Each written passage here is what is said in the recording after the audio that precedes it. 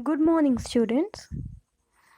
Today we are going to discuss about our first chapter of computer memory.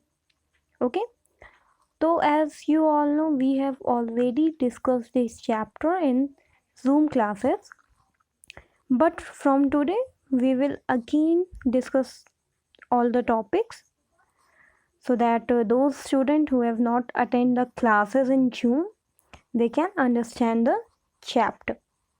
Okay, so let's start. तो computer memory को समझने के पहले हम लोगों को समझना पड़ेगा व्हाट इज मेमोरी।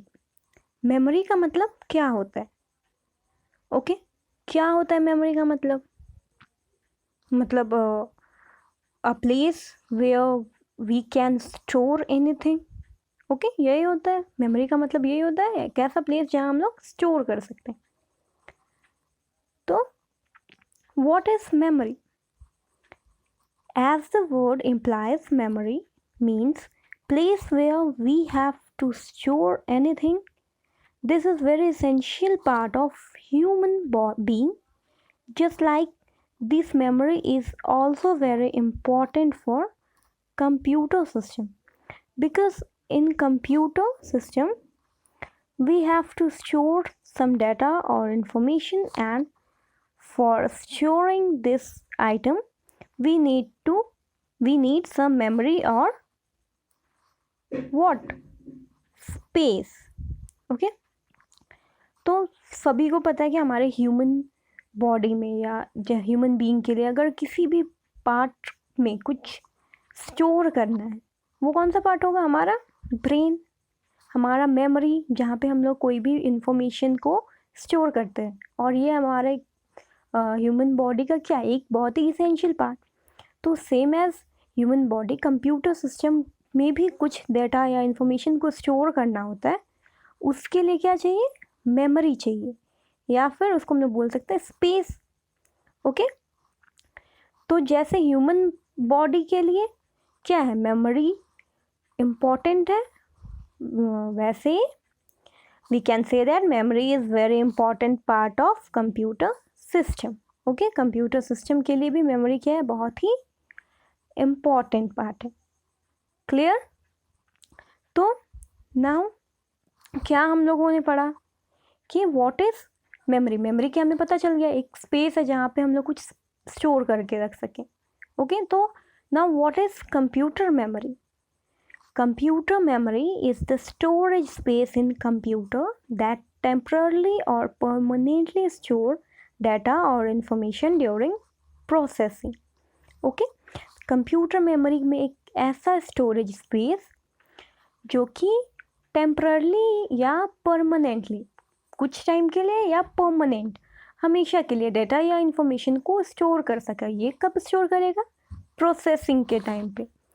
अगर टेम्पररली होगा तो वो सिर्फ कुछ टाइम के लिए स्टोर रहेगा, आफ्टर प्रोसेसिंग वो इरेज हो जाएगा। और अगर परमानेंटली होगा तो प्रोसेसिंग के बाद भी वो स्टोर रहेगा और हम लोग उसको एनी टाइम एनीवेयर यूज़ कर सकते हैं।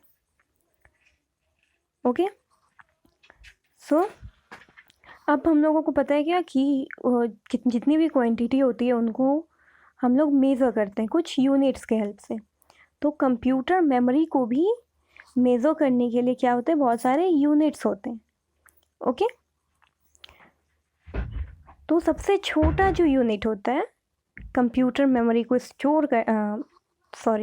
कंप्यूटर मेमोरी को मेज़र करने का जो सबसे स्मॉलेस्ट यूनिट होता है वो होता है बिट। क्या होता है? बिट। ये होता है सबसे स्मॉलेस्ट यूनिट। ओके अब जब 8 बिट मिलते हैं तो वो बनाते हैं एक बाइट। Okay 1 byte. तो सेकेंड बीट से बड़ा होता है बाइट। ओके अब बाइट से बड़ा होता है किलो बाइट, जिसको हम लोग बोलते हैं शॉर्ट में KB। Okay kilo byte.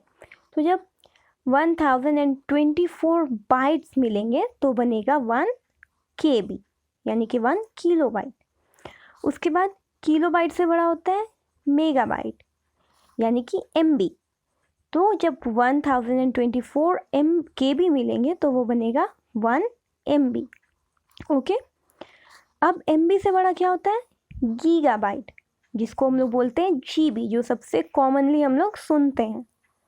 अब 1024 MB जब मिलेंगे, मेगाबाइट मिलेंगे, तो वो बनेगा 1 GB। ओके, उसके बाद उससे बड़ा आता है टेराबाइट। जब 1024 GB मिलेंगे तो वो बनेगा 1 TB। ओके, क्लियर हुआ? सबसे छोटा, सबसे स्मॉलेस्ट यूनिट कौन सा है? बिट। बिट के बाद बाइट, बाइट के बाद किलोबाइट, किलोबाइट के बाद मेगाबाइट, मेगाबाइट के बाद गीगाबाइट, गीगाबाइट के बाद terabyte. Okay, so bit, byte, KB, MB, GB and TB। ठीक है, इसके बाद भी और यूनिट होते हैं, बट अभी जनरल टर्म के लिए जो यूज़ होते हैं वो इतने ही हैं।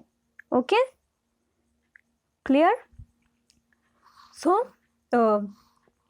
revise this topic again, and in our next class we will discuss about cache memory. Okay, तो आप लोग कैश मेमोरी जो है वो रीड करके आओगे बुक से नेक्स्ट क्लास में। ओके, या, so that's all for today. Have a good day.